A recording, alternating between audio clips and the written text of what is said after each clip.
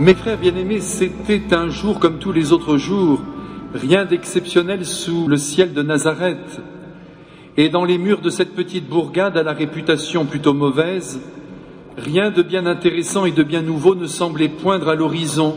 La vie ordinaire, à l'état pur, se déroulait sur fond de travail, de soucis et de joie. Et voilà que soudain, dans cette vie aussi simple et aussi familière que la nôtre, terre, ciel, matière, esprit, temps, éternité, tout est bouleversé, tout est renversé. Un ange rencontre une enfant des hommes. Et c'est l'annonce aussi inattendue qu'invraisemblable. Je te salue Marie, pleine de grâce. Oui, dans le sein d'une adolescente tout en promesse, et cela semble incroyable, mais il faudra y croire. Dieu en personne se prépare à prendre chair, à prendre sang. Quelle nouvelle étonnante, la plus improbable et la plus renversante que l'on puisse imaginer, non seulement pour le cœur de Marie, mais pour toute l'histoire de l'humanité qui prend, en ce jour de l'Annonciation, un virage à 180 degrés, modifiant tous les paramètres de son cours, alors qu'elle accueille dans la matière, sur la terre des hommes, devenue infertile en raison du péché, son propre Créateur, Dieu en chair et en os.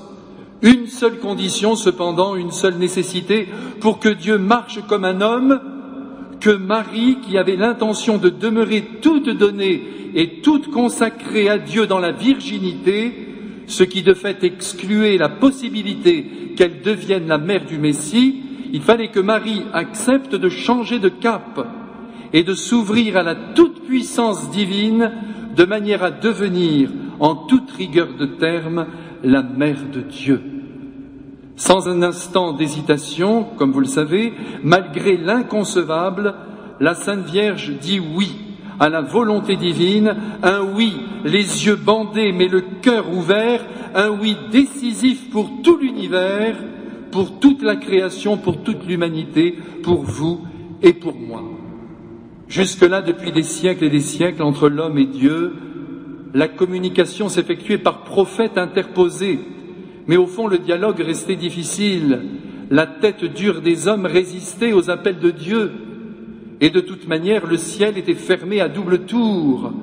Et c'est une jeune fille de 15 ans, ô combien nous l'aimons, et combien nous devons la remercier, belle et humble entre toutes, qui va permettre à Dieu de s'unir aux fibres de notre humanité pour que le Christ, parfaitement Dieu et parfaitement homme, naisse, travaille, parle, guérisse, touche, attire, aime, pardonne, souffre, meurt, sauve et ressuscite.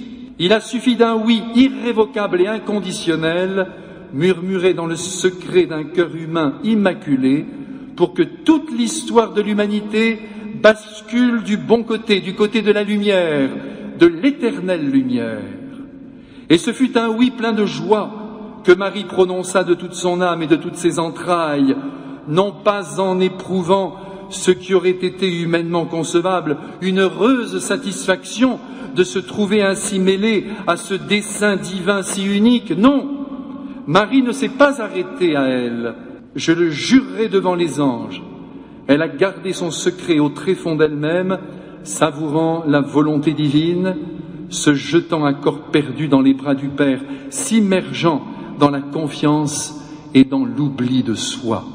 Ceux qui ont aimé au moins une fois dans leur vie, peut-être même maladroitement, savent que l'amour, sans oubli de soi, sans don de soi, se contredit lui-même et meurt sans donner son fruit.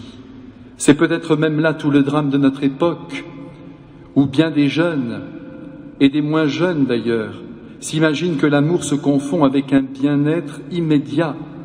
On se sent bien, on est content d'être ensemble, on s'envole dans les nuages, ou on nage dans le coton, selon votre préférence.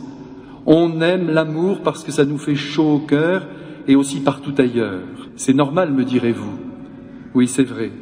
Tout cela appartient légitimement au monde de l'amour. Vous avez raison. Et heureusement qu'il y a de la passion, de la ferveur, de l'émotion dans vos relations amoureuses. Vous vous souvenez des vers magnifiques du poète Aragon adressés à sa femme ? Tes yeux sont si profonds qu'en me penchant pour boire, j'ai vu tous les soleils y venir s'y mirer, si jetés à mourir tous les désespérés. Tes yeux sont si profonds que j'y perds la mémoire. Et oui, mes frères, la passion, le cœur est pris, comme c'est beau. Cependant, précisons tout de même que l'amour, dans sa réalité la plus profonde, c'est avant toute chose la volonté de faire passer celui ou celle que l'on aime devant nous, de vouloir son bien, de s'oublier soi-même pour construire à deux une œuvre qui est appelée à durer toute la vie et qui exige de chacun sacrifice et don de soi. Si vous voulez, l'amour est plus proche du diamant que d'un pétale de rose. Oui, l'amour nous fait dire un oui inconditionnel à l'être qui nous fait face, à l'exemple de Marie qui ne pense plus à elle, mais à Dieu qui est son amour. Pour illustrer ce oui de Marie, sans condition, sans réserve, qui est au fond à l'origine de tous les oui que Dieu attend de nous, oui à la vie, oui à l'amitié avec Dieu, oui à la prière, oui à l'amour conjugal, oui à la famille, oui à l'amour du prochain, oui à la vie religieuse, oui à la prêtrise. Je voudrais tout simplement mettre ce matin sous vos yeux un visage. Vous savez, un visage, une personne, c'est toujours plus réaliste, plus palpable que des concepts.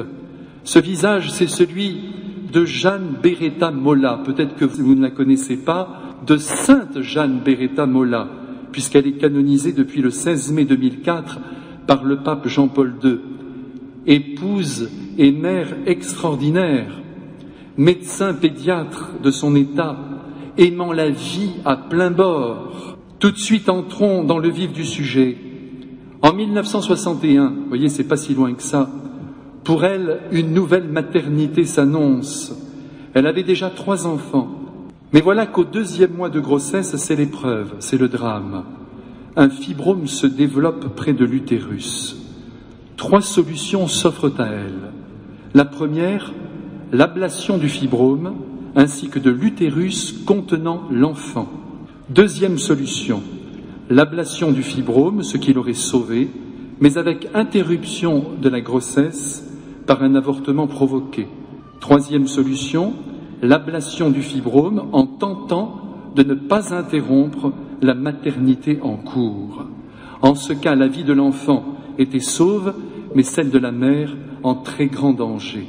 C'est pour elle un grand drame de conscience. Elle doit choisir et décider, car très rapidement la question se pose en ces termes, la mère ou l'enfant. Jeanne n'hésitera pas. Dans son esprit, l'enfant doit passer devant elle. Ce qui compte à ses yeux, c'est que son bébé soit sauvé. Jeanne est donc décidée, quels qu'en soient les risques. Avant son opération, elle se confesse, elle communie, elle est sereine, et elle dira au vicaire de sa paroisse, « J'ai confiance en Dieu. Maintenant, à mon tour d'accomplir mon devoir de mère. Je renouvelle au Seigneur l'offrande de ma vie. Je suis prête à tout, pourvu que l'on sauve mon enfant. » L'opération terminée, le chirurgien lui dira simplement « Nous avons sauvé l'enfant. » Et c'est là tout ce qu'elle voulait entendre. Certes, le fibrome est enlevé, mais la vie de Jeanne ne tient qu'à un fil, car la suture faite sur l'utérus risque de céder au prochain mois de grossesse, ce qui provoquerait immédiatement sa mort.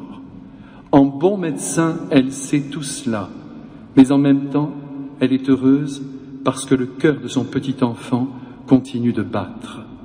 Oui, Jeanne s'oublie elle-même. Elle est mère avant toute autre chose. Dans les mois qui suivront, elle reprendra sa profession, mais elle souffre beaucoup et elle aime à cacher sa fatigue sous un sourire étincelant.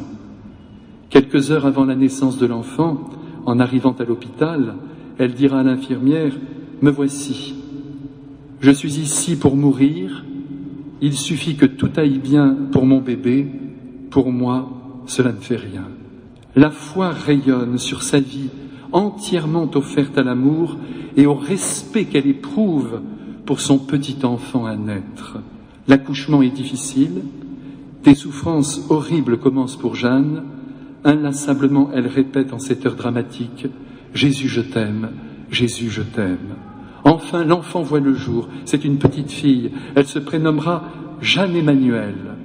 Sa mère aura le temps de la prendre dans ses bras, de l'embrasser, de bénir Dieu pour cette nouvelle vie, avant de quitter la terre pour le ciel, à 8 heures du matin, le 28 avril 1962, à l'âge de 40 ans. Nous touchons là, mes frères, dans le cœur de cette femme, le mystère de l'amour à l'état pur, tel que Dieu l'espère peut-être. Oui, nous sommes faits pour dire oui à Dieu, oui à l'amour, oui au don de soi, oui à l'oubli de soi. Si nous voulons ramasser, mes frères, un peu de bonheur sur la terre, comme Marie, comme Jeanne Beretta, avec la même intensité de donation, nous devons dire oui à tout ce que Dieu nous demande, quoi qu'il nous en coûte. Et nous savons ce qu'il nous demande, chacun dans notre vocation spécifique, que l'on soit marié, célibataire, religieux, religieuse, veuf, ou tout ce que vous voudrez. À chaque fois, Jésus nous demande la même chose. Dépasse-toi, ne t'écoute pas. Ton bonheur, c'est de travailler à celui des autres avant de songer au tien, car il y a plus de bonheur à donner qu'à recevoir. Oui, fais-moi confiance, dit Jésus. N'oublie pas le maître mot. Dis oui aux exigences de l'amour et à la voix de la conscience dans laquelle je parle à voix basse, mais très clairement. Mes frères bien-aimés, cette attitude intérieure qui consiste à dire toujours oui à l'amour, oui aux exigences de notre vie, en nous dépassant nous-mêmes, suppose que nous fassions confiance au Seigneur qui nous explique aujourd'hui, j'oserais dire visiblement, à travers le témoignage de la vie de Marie, que paradoxalement, l'oubli de soi conduit à la plus grande joie. C'est difficile à avaler, mais c'est pourtant la vérité. Dès que le non domine une vie, dès que le non devient un recours habituel, les yeux s'assombrissent, le sourire disparaît, les traits du visage se crispent en marque de refus, l'âme se replie et finit par s'éteindre, laissant place à la colère et aux divisions qui meurtrissent. Seul l'acquiescement, le consentement, l'ouverture du cœur et de l'esprit qui dit oui à ce que Dieu demande, au bien qui se présente à nous à travers les nécessités et les événements de notre vie, produisent les meilleurs fruits. Tenez, pour les fêtes de Noël, c'est sûr, il faudra aller chez un tel ou une telle, chez la vieille tante, chez la belle-mère. Il faudra manger du chocolat avec des êtres qui ne nous correspondent pas. Alors il y aura deux voix qui se feront entendre dans la tête. La petite voix qui part de nous, tu te rends compte, tout le mal qu'il ou qu'elle nous a déjà fait. Ah non, ça suffit, cette année nous n'irons pas. Et puis il y aura l'autre petite voix, une petite voix bien modeste, qui parle tout bas sans jamais s'imposer, la petite voix qui vient du ciel. Allez, allez, pardonne-lui, elle ou il a des défauts comme tu as les tiens. Allez, dis oui à cette visite. Mets ton cœur, plus tard, quand ils ne seront plus là, tu seras heureux d'avoir fait preuve de bonté. Voyez mes frères, c'est concret ce que je vous dis là. En disant oui, non pas à notre sensibilité où s'enracinent nos goûts, nos préférences ou nos antipathies, mais en disant oui à notre volonté d'aimer, nous devenons grands. Nous nous dépassons, nous vivons pour Dieu. C'est là que se joue la grande victoire sur nous-mêmes qui peut nous conduire jusqu'à la plus haute joie, qui est l'antichambre de la sainteté. Et puis Dieu se sert de tous ces dépassements qui nous coûtent pour nous faire évoluer, pour nous rendre plus beaux, en nous sculptant avec une infinie patience, comme il a sculpté Marie jour après jour, heure après heure, faisant sauter à coups de burin successifs les noms de notre vie. Le bon Dieu, en bon ouvrier, travaille en tous sens pour que notre âme soit belle. Un jour, il attaque notre intelligence. un jour notre volonté, un jour notre sensibilité, un jour notre capacité d'aimer, et tous les jours notre tempérament, notre caractère. Et pour ce faire, il nous purifie, il nous assouplit aussi parfois par des épreuves, par des exercices, par des défis appropriés qui, si nous les relevons, nous perfectionnent et augmentent notre joie, parce que l'homme n'est heureux, je le répète, que lorsqu'il se dépasse. Très Sainte Vierge Marie, aujourd'hui à la veille de Noël, je me tourne vers vous et avec moi tout le peuple de vos enfants qui est là réuni dans la maison de votre Fils. Puisque vous avez toujours dit oui au Seigneur, oui à l'amour, oui au don de soi, oui à l'oubli de soi, demandez à Jésus qu'il nous donne la force et surtout le désir de prononcer ces oui successifs. Oui à Dieu, oui à l'amour, oui au don de soi, oui à l'oubli de soi, aujourd'hui, ce matin, tout de suite et pour les siècles des siècles. Amen.